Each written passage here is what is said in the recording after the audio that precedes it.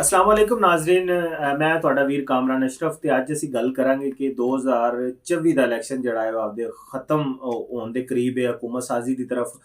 ਸਿਆਸੀ ਜਮਾਤਾਂ ਵੇਖ ਰਹੀਆਂ ਨੇ। ਇਹ ਵਾਹਦ ਇਲੈਕਸ਼ਨ ਹੈ ਕਿ ਜਿੰਦੇ ਵਿੱਚ ਸਵਾਏ ਇੱਕ ਸਿਆਸੀ ਜਮਾਤ ਤੋਂ तमाम ਸਿਆਸੀ ਜਮਾਤਾਂ ਨੇ ਜਿਹੜਾ ਹੈ ਇਲੈਕਸ਼ਨ ਕਮਿਸ਼ਨ ਨੂੰ ਆਖਿਆ ਹੈ ਕਿ ਇੱਥੇ ਧਾਂਦਲੀ ਹੋਈ ਹੈ। ਉਹਦੇ ਵਿੱਚ ਨਵਾਜ਼ ਲੀਗ ਹੋਵੇ, ਉਹਦੇ ਵਿੱਚ ਪੀਪਲ ਪਾਰਟੀ ਹੋਵੇ, ਉਹਦੇ 'ਚ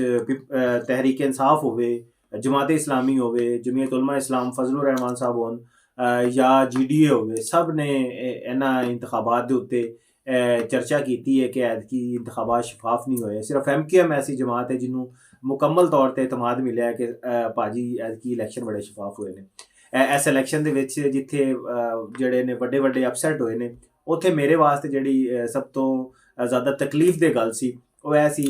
कि अमीर जमाते इस्लामी सराजुल हक दा दीर चों हार जाना ते हाफिज नईमुर रहमान दा लाहौर चों कराची दे विचों हार जाना।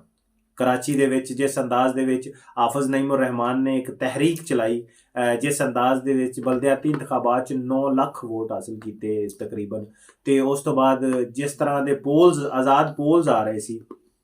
कि सराजुल हक जिहड़े ने तीसरे नंबर के वड्डे कायद ने पाकिस्तान दे विच, ते कराची दे विच जमाते इस्लामी ते हाफिज नईमुर रहमान सब तो ज़्यादा पापूलैरिटी हासिल करते हैं। लेकिन उस तो बाद जदों नताइज आते हैं तो उस नताइज दे विच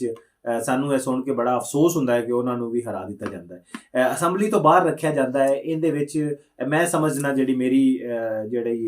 राय है कि जमाते इस्लामी नूं इस बारी असैम्बली तो सिर्फ इस वास्ते बाहर रखा है क्योंकि पिछले 5 साल दे विच जिस अंदाज दे विच उन्होंने ओपोजिशन की है, खा वो इमरान खान की गौरमेंट होवे उदों भी ओपोजिशन च बैठे हुए सी, खा फिर PDM की गौरमेंट होवे उदों भी ओपोजिशन च बैठे हुए सी। ਵੱਡੇ ਵੱਡੇ ਮੁੱਦੇ ਹੋਣ ਜਿੰਦੇ ਵਿੱਚ ਟਰਾਂਸਜੈਂਡਰ ਬਿੱਲ ਹੋਵੇ ਉਹਦੇ ਵਿੱਚ ਉਹਨਾਂ ਦੀ ਮੁਖਾਲਫਤ ਸੈਨੇਟਰ ਮੁਸ਼ਤਾਕ ਅਹਿਮਦ ਤੇ ਮੌਲਾਨਾ ਅਬਦੁਲ ਅਕਬਰ ਚਿਤਰਾਲੀ ਦੀ ਮੁਖਾਲਫਤ, ਉਸ ਤੋਂ ਇਲਾਵਾ ਤੋਹੀਨੇ ਸਹਾਬਾ ਬਿੱਲ ਹੋਵੇ, ਉਸ ਤੋਂ ਇਲਾਵਾ ਜਿਹੜਾ ਸੀ ਉਹ ਇਸ ਤੋਂ ਸਭ ਤੋਂ ਵੱਡੀ ਗੱਲ ਕਿ ਐਕਸਟੈਂਸ਼ਨ ਦੇ ਵਿੱਚ ਜਿਹੜੀ ਹੈ ਉਹ ਮੁਖਾਲਫਤ ਹੋਵੇ, ਉਹਦੇ ਵਿੱਚ ਜਿਹੜੀ ਹੈ ਜਮਾਤ ਇਸਲਾਮੀ ਨੇ ਨਾ ਸਿਰਫ ਮੁਖਾਲਫ ਵੋਟ ਦਿੱਤਾ ਬਲਕਿ ਇਹਦੇ ਨਾਲ ਨਾਲ ਉਹਨਾਂ ਨੇ ਭਰਪੂਰ ਇਹਦੀ ਹਰ ਫੋਰਮ ਤੇ ਜਿਹੜੀ ਉਹ ਮੁਜ਼ਾਹਮਤ ਕੀਤੀ ਤੇ ਉਸ ਮੁਜ਼ਾਹਮਤ ਦਾ ਇਹਨਾਂ ਨੂੰ ਇਹ ਸਬਕ ਮਿਲਿਆ ਕਿ ਜਮਾਤ ਇਸਲਾਮੀ ਨੂੰ ਕੌਮੀ ਅਸੈਂਬਲੀ ਦੇ ਵਿੱਚੋਂ ਵਾਸ਼ ਆਊਟ ਕਰ ਦਿੱਤਾ ਗਿਆ। ਜਦੋਂ ਕਿ ਕਰਾਚੀ ਦੇ ਵਿੱਚ ਤਕਰੀਬਨ 17 ਸੀਟਾਂ ਜਿਹੜੀਆਂ ਕੌਮੀ ਤੇ ਤਕਰੀਬਨ 40 ਦੇ ਕਰੀਬ ਸੂਬਾਈ ਅਸੈਂਬਲੀ ਦੀਆਂ ਸੀਟਾਂ ਜਿੱਥੇ ਜਿੱਤ ਰਹੇ ਸੀ ਉਹ ਉਹਨਾਂ ਨੂੰ ਉੱਥੋਂ ਹਰਵਾਇਆ ਗਿਆ। ਤੇ ਇਹਦੇ ਵਿੱਚ ਹੁਣ ਉਹ ਵੇਲਾ ਆ ਗਿਆ ਹੈ ਕਿ ਸਾਨੂੰ ਜਿਹੜੇ ਨੇ ਅਵਾਮੀ ਨੁਮਾਇੰਦੇ ਜਿਹੜੇ ਬਰਾਹ ਰਾਸਤ ਆਵਾਮ ਦੇ ਵੋਟ ਦੇ ਨਾਲ ਲੱਗੇ ਹਨ ਉਹਨਾਂ ਦਾ ਰਾਸਤਾ ਕਿਸੇ ਨੂੰ ਵੀ ਨਹੀਂ ਰੋਕਣਾ ਚਾਹੀਦਾ। गो के इंतखाबात मुक गए ने, लेकिन इन्हां इंतखाबात ने जिथे बड़ियां यादां या बड़े दुख दीयां यादां छड्डियां ने उत्थे मेरे वास्ते हाफिज नईमुर रहमान ते सराजुल हक दा हारना मेरे वास्ते ज़ाती तौर पर दुख है क्योंकि वो लोग ने या वो जेड़े